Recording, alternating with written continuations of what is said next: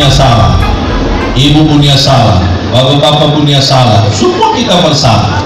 Dosa besar, dosa kecil, sengaja, tidak sengaja, dosa terang-terangan, dosa yang disembunyikan, bahkan dosa yang kita lakukan tanpa kita menyadari perbuatan itu bisa menyakiti perasaan orang lain. Berapa kali kita menyakiti perasaan orang tua kita? Bisa orang tua kita menangis tapi kita tidak tahu ucapan kita, perilaku kita bisa menyakiti perasaan mereka. Tertulis dalam buku amal itu dosa. Kita sebagai manusia lupa gini, berdosa, lupa, dosa lagi, lupa. Makanya Allah Subhanahu wa ta'ala menciptakan kita manusia tidak terlepas dari dosa.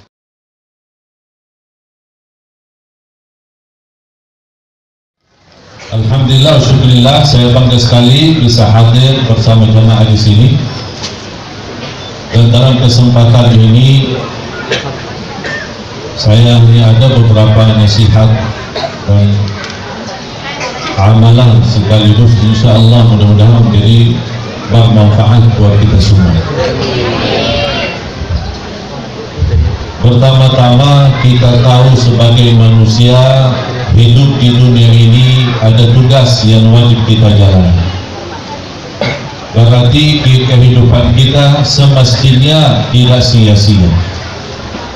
Karena Allah wujudkan kita di sini ada tugas yang wajib kita jalani. Dan tugas kita cuma satu, ibadat pada Allah Subhanahu wa ta'ala.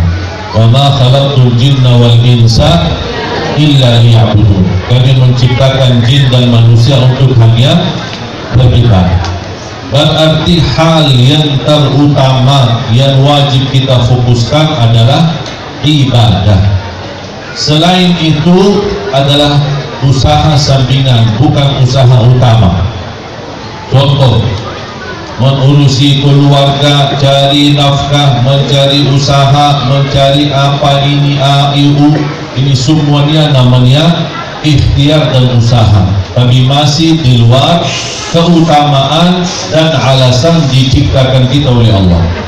Allah tidak menciptakan kita untuk mencari nafkah dan rezeki, tapi Allah menciptakan kita untuk beribadah dan sambil mengurusi keluarga. Tapi sekarang banyak orang mengutamakan mencari nafkah dan rezeki daripada ibadah sendiri. Artinya malas tunaikan salatnya, apa suka tertidur dari waktu salat atau suka lalai dari waktu salat, tapi dia tidak pernah untuk urusan nafkah dan cari rezeki tidak pernah talak atau tunda. Kenapa salatnya yang ditunda? Kenapa ibadah yang utama yang ditunda? Padahal kita tahu Allah menciptakan kita hanya untuk satu, beribadah kepada Allah. Di samping hal utama ini, Allah mengizinkan kita mencari kebutuhan kita di dunia, sesuatu yang halal dan cara yang halal. Asal mencari dunia tidak menjauhkan kita dari keutamaan untuk beribadat kepada Allah. Berarti Bapak Ibu, apapun yang menghalangi kita untuk urusi ibadah berarti harus kita tinggalkan. Segala sesuatu yang menghalangi kita untuk kita fokus beribadah kita jauhi.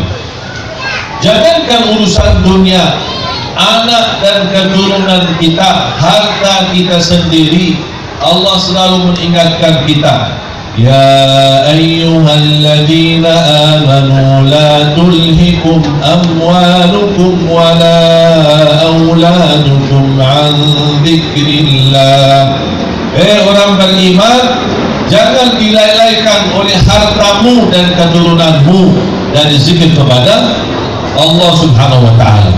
Berarti kita harus belajar bagaimana kita bisa menempatkan waktu ibadah. Kalau sudah tiba waktu ibadah, tidak ada hal yang membuat kita sibuk selain beribadah.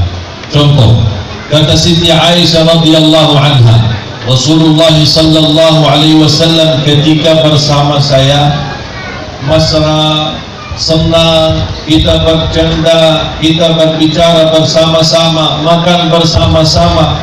nikmatnya ketika Rasul bersama saya. Ini kata Siti Aisyah.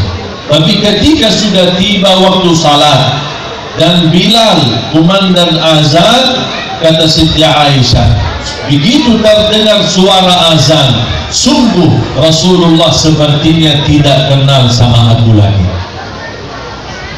Tidak kenal sama aku lagi.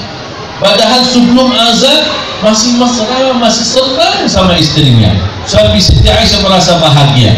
Tapi begitu mendengar azan, istrinya pun sendiri sepertinya tidak kenal, kata Aisyah. Betapa Rasulullah SAW menunjukkan boleh kita bersenang-senang, boleh berhiburan, boleh bersama keluarga, tapi ketika sudah tiba perintah Allah, hei orang beriman, Allahu Akbar, Allahu Akbar, hayya ala salah, hayya ala falah, kita tinggalkan sesuatu, kita tunjukkan kepada Allah, tidak ada yang lebih kita cintai daripadamu ya Allah, tidak ada yang lebih utama daripada urusanmu ya Allah, kita tunjukkan. Makanya ketika kita berduri dan menunjukkan yang terbaik pada Allah, Allah balas. Apa yang dibalas oleh Allah? Rizki yang berkah, lancar usaha, sehat walafiat, diberikan kemudahan, keturunan anak salih salihah. Kenapa ini semua dibalas oleh Allah? Karena kita sudah tunjukkan kepada Allah, aku cintamu ya Allah, dan tidak ada sesuatu yang melebihi cintaanku kepadamu. Ada orang gampang untuk berbicara, kalau ditanya cinta enggak sama Allah, pasti jawabannya cinta. Tidak mungkin ada orang muslim berkata aku tidak cinta sama Allah. Pasti semua menjawab sama, aku cinta sama Allah. Tapi nanti di hari kiamat Allah tidak bakal menanyakan kita apakah kalian cinta kepada aku, tidak. Tapi yang bisa menjadi bukti cintaan kita kepada Allah adalah perilaku kita, amalan-amalan kita, isi buku amal kita terlihat. Isinya apa? Oh, ternyata ibadah, taat. Ketika pun berdosa, wajar, kita manusia, tidak terlepas dari salah, tidak terlepas dari dosa. Tapi ketika dia ingat sama Allah, dia langsung taubat dan beristighfar. Dan selalu saya berkata, jangan orang-orang malu berlaku dosa, karena itu wajar, itu sifat kemanusiaan, harus berdosa. Tetapi orang yang harus malu ketika dia berdosa, tidak mau beristighfar, itu yang pantas dia malu. Kenapa tidak mau bertaubat? Rasulullah sallallahu alaihi wasallam bersabda, kullu ibnu Adam khata', semua keturunan Adam bersalah. Saya punya salah, ibu punya salah, bapak-bapak punya salah, semua kita bersalah. Dosa besar, dosa kecil, sengaja, tidak sengaja, dosa terang-terangan, dosa yang disembunyikan, bahkan dosa yang kita lakukan tanpa kita menyadari perbuatan itu bisa menyakiti perasaan orang lain. Berapa kali kita menyakiti perasaan orang tua kita? Bisa orang tua kita menangis, tapi kita tidak tahu ucapan kita, perilaku kita bisa menyakiti perasaan mereka. Tertulis dalam buku amal itu dosa. Kita sebagai manusia lupa diri, berdosa, lupa, dosa lagi, lupa. Makanya Allah Subhanahu wa ta'ala menciptakan kita manusia tidak terlepas dari dosa. Kullu ibnu Adam khata', semua keturunan Adam, artinya apa? Semua keturunan Nabi Adam bersalah. Tapi kata Rasulullah, dan yang terbaik di antara yang bersalah ada yang selalu bertaubat.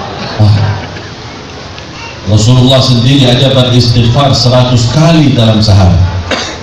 Itu Rasul yang tidak pernah dosa, yang tidak pernah salah, yang tidak pernah berbuat sesuatu yang dimurkai Allah, tapi begitu istighfarnya. Kalau Rasul Nabi yang paling suci, manusia yang termulia, yang disayangi, dicintai Allah, begitu luar biasa istiqomahannya untuk beristighfar setiap hari 100 kali. Berarti kita yang tidak terlepas dari dosa butuh berapa kali istighfar?